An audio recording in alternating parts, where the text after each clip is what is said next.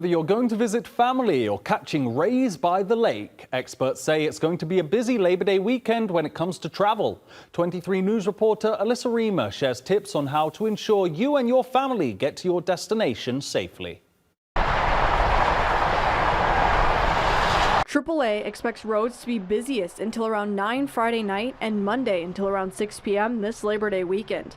Domestically, people are choosing to go to Seattle, Anchorage, New York. Molly Hart with AAA says nationally, they expect to rescue 300,000 motorists on the roads during the long weekend, which could lead to higher than average breakdowns. Some of the common causes, either a dead battery, a flat tire, or running out of gas. Winnebago County Sheriff Gary Caruana says he wants people to have fun this weekend, but also wants to emphasize law enforcement will be on the lookout in high traffic areas. I see people like in the left lane, they're driving real slow. As you pass them, which is very dangerous, they're on the phone, texting. So that's huge. Again, driving under the influence of alcohol or whatever, there's no reason for it. Caruana has a tip for drivers to stay safe on the roads.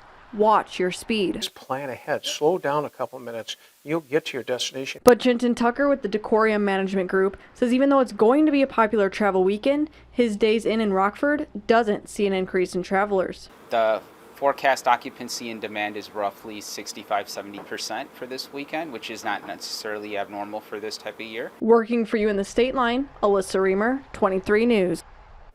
Now, if you are traveling, make sure to take a phone charger, jumper cables, extra bottles of water and snacks, just in case of an emergency.